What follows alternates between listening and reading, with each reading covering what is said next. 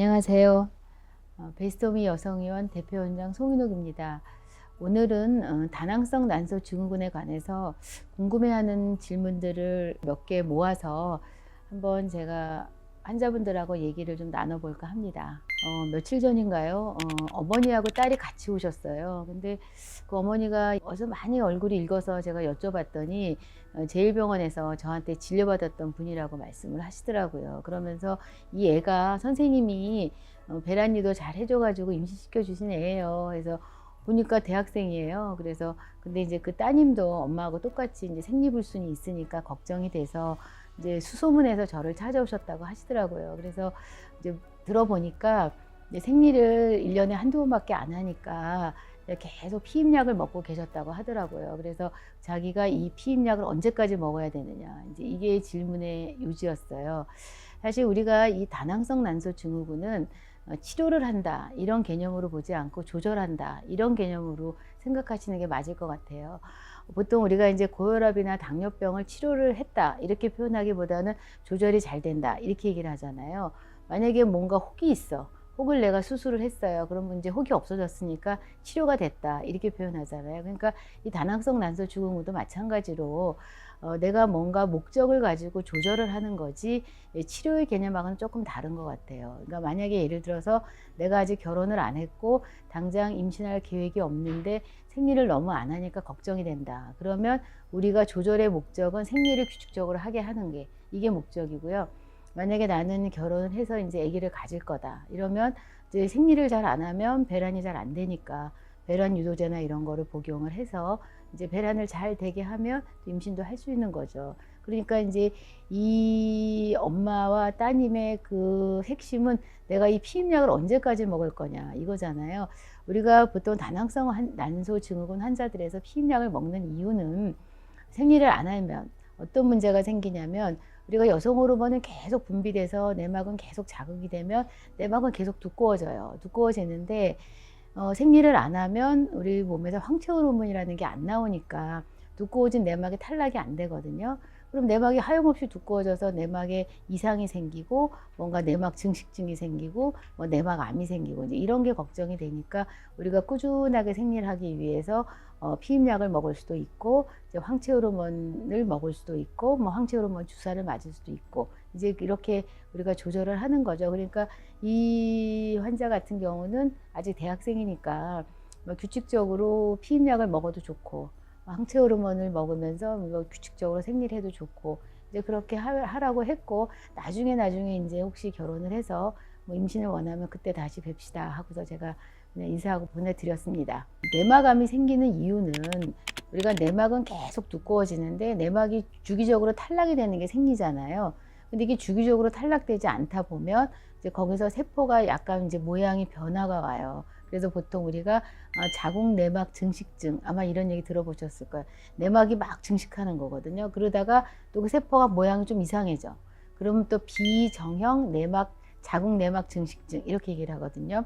그러다가 그게 조금 더 발전하면 자궁 내막암으로도 갈 수 있어요. 그러니까 우리가 앞으로 얘기가 다시 돌아가면 다낭성 난소 증후군 환자들은 생리를 안 하다 보니까 내막이 계속 두꺼워질 거 아니에요. 그런 거를 방치하면 우리가 자궁 내막암으로 발전할 수 있으니까 뭐 규칙적으로 생리를 좀 하게끔 아까 말한 것처럼 뭐 약물을 쓴다든지 뭐 피임약을 쓴다든지 뭐 황체 호르몬을 쓴다든지 해서 내막이 두꺼워지는 일이 없게 하면 우리가 이런 자궁 내막암을 생기는 거를 예방할 수 있겠다 이렇게 생각하시면 될 것 같아요. 그러니까 생리를 할 때 난포가 크는 건 에스트로겐, 배란되고 나면 황체 프로게스테론 이렇게 보는 거잖아요. 그러니까 이제 이런 사람들은 배란이 안 되니까 프로게스테론이 분비 안 되니까 내막은 하염없이 두꺼워지고 떨어질 생각을 안 하는 거죠.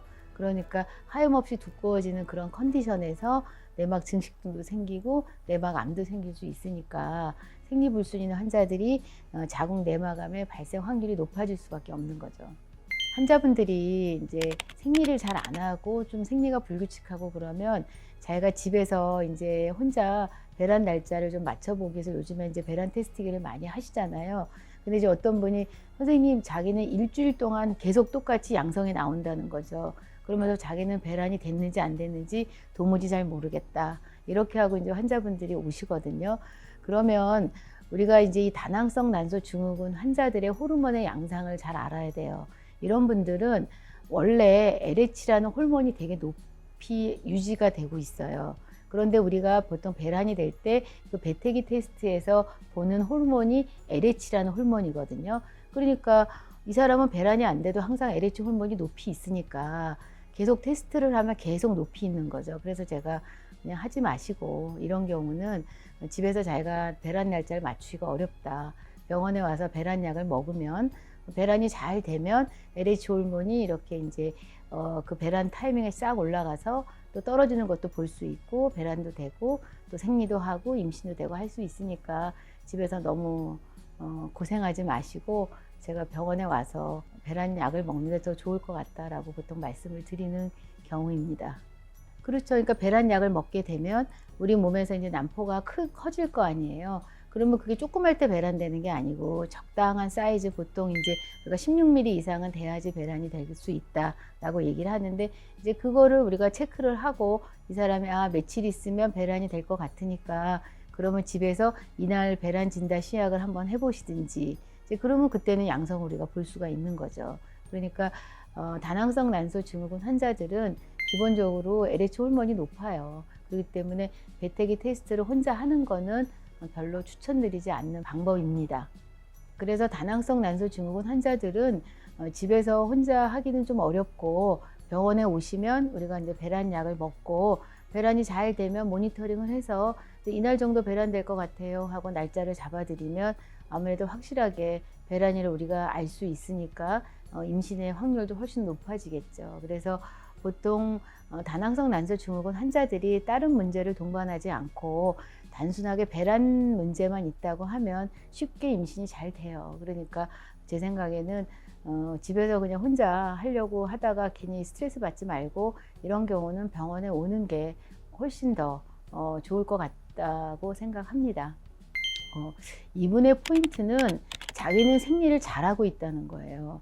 왜냐하면 우리가 이제 일반적으로 다낭성 난소 증후군이라고 진단받아서 저 걱정돼요 하고 왔는데, 환자를 보면 자기는 생리를 잘하는 거잖아요. 생리를 잘한다는 거의 의미는 이 사람은 배란은 잘 되고 있다, 이런 거거든요. 그러면은 왜 다낭성 난소 증후군이라고 진단을 붙였냐면은 그건 환자분이 헷갈린 거예요. 아마 의사 선생님이 그렇게 말씀 안 하셨을 거고, 당신은 초음파를 보니까 다낭성 난소 패턴이 보인다, 아마 이렇게 얘기를 했을 거예요. 왜냐하면 우리는 평생설 난자를 갖고 태어나기 때문에 초음파를 보면 이렇게 난소가 동글동글한 난포들이 되게 많이 보이거든요. 나이가 젊을수록 많이 보이죠. 그러니까 이제 많이 보이니까 난포가 많이 보이고 다낭성 패턴을 보여요 라고 이제 선생님이 얘기를 한 거를, 환자는 자기가 이제 어디서 보니까 다낭성 난소 증후군을 어디서 들으신 거예요. 그러니까 이제 헷갈리는 거죠. 그래서 보통 우리가 일반적으로 다낭성 난소 패턴을 보이지만 나는 생리를 규칙적으로 잘한다, 이런 사람들은 배란이 잘 되는 사람들이기 때문에 걱정하실 필요 없고요. 혹시 만약에 그런 패턴을 보이다가 내가 조금 체중이 늘고 뭐 스트레스를 받고 뭔가 생리가 자꾸 불규칙해져요. 왜냐면은 그런 소인으로 이게 진행하고 있는 거거든요. 그러면 그때는 병원에 와서 제대로 진단을 받고 내가 어떻게 하는 게 좋을지 전문가와 상의하는 게 좋을 것 같습니다. 보통 우리가 생리를 한다는 거는 배란이 된다, 이렇게 하는 게 맞는 건데, 가끔 이제 무배란성으로 출혈되는 경우도 있어요. 그러면 우리가 그거는 부정출혈이라고 표현을 하지 생리라고 표현하지는 않거든요. 그렇지만 이제 환자들은 뭔가 출혈이 되면 그냥 생리라고 그냥 이제 혼용해서 쓰는 거지, 실질적으로 배란이 안 되는데 생리를 한다, 이 말은 조금 맞지 않는 말이고, 우리가 배란이 되면 생리를 하는 거고, 배란이 안 되고 출혈이 되는 거는 뭔가 이제 호르몬의 불균형에 의해서 부정출혈이 된다, 이렇게 표현하는 게 조금 더 정확한 표현일 것 같아요. 요즘에는 잘 못 보는데 과거 몇 년 전에 보면은 이제 다이어트 프로그램 이런 거 TV에서 많이 했어요. 그때 보면 막 이렇게 체중이 좀 뚱뚱하신 분이 나와가지고 나는 생리를 잘 안 한다, 뭐 나는 털도 많다. 이제 이런 분들이 보통 다낭성 난소 증후군 환자들이거든요. 이제 그런 분들이 체중을 감량을 하면 생리가 조금 규칙적으로 돌아오고 배란이 되는 경우가 있어요. 실질적으로 외래에서도 보면은 내가 갑자기 체중이 늘으면서 생리가 불규칙해진 분들, 그런 분들은 체중을 조금 조절을 하면 다시 생리가 돌아오고 배란이 잘 되거든요. 이제 그런 사례들을 보면 확실하게 이 다낭성 난소 증후군은 뭐 생활 습관 개선을 통해서 뭐 체중 감량도 하고 운동도 하고 또 뭐 균형 잡힌 건강한 식단을 하면 이거는 저는 치료가 아니고 조절될 수 있다고 생각을 해요. 치료와 조절의 개념. 그러니까 이 다낭성 난소 증후군은 치료를 하는 게 아니라 조절을 하는 거지. 그러니까 이제 환자들은 나 치료가 다 됐으니까 병원 안 와도 돼. 이게 아니거든. 왜냐면 이제 이런 분들이 제가 이제 난임센터를 졸업할 때 꼭 하는 얘기가 있어요.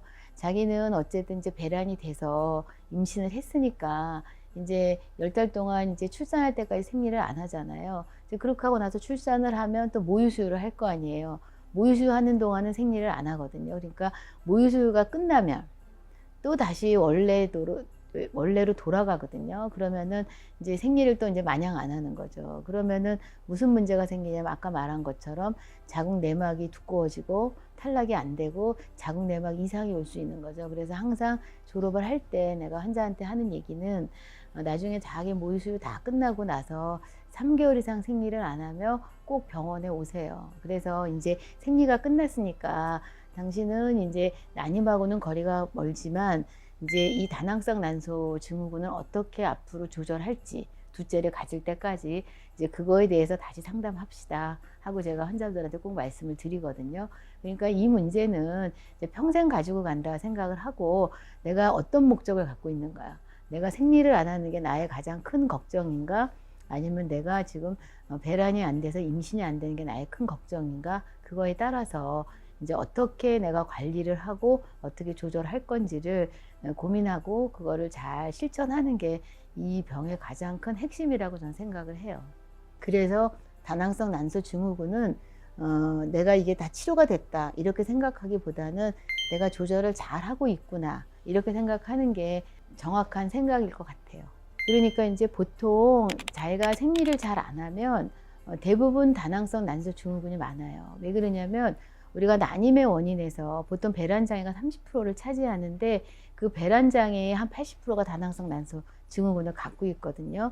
그러니까 이제 보통 흔하니까 그게 배란장애의 원인 중에 가장 흔한 원인이니까 보통 환자분들이 그렇게 얘기를 하지만 예를 들어서 내가 뇌하수체에 무슨 혹이 있어요. 그래서 유주분비 호르몬이 높게 분비되면 그거에 의해서 배란이 안 되고 생리를 안 하거든요. 그럼 이 사람의 배란장애 원인은 다른 거죠. 그래서 우리가 배란장애 원인에 대해서 이제 교과서를 쭉 읽어보면 80%가 다낭성 난소 증후군이니까 그거에 대해서 가장 많은 포션을 할애해서 기술이 돼 있고요. 그 나머지 20%는 뭐 예를 들어서 뭐 뇌하수체에 문제가 있어서 그럴 수도 있고 우리가 보통 다이어트 해가지고 살이 막 갑자기 많이 빠지잖아요. 그래서 우리 몸에 그 어쨌든 지방 함량이 얼마 이상으로 떨어지면 보통 뭐 한 20% 이하, 뭐 15% 이하면 생리를 안 한다. 보통 이제 그런 얘기들이 있는데 그 이하로 떨어져서 너무 갑자기 마르면 생리를 안 하거든요.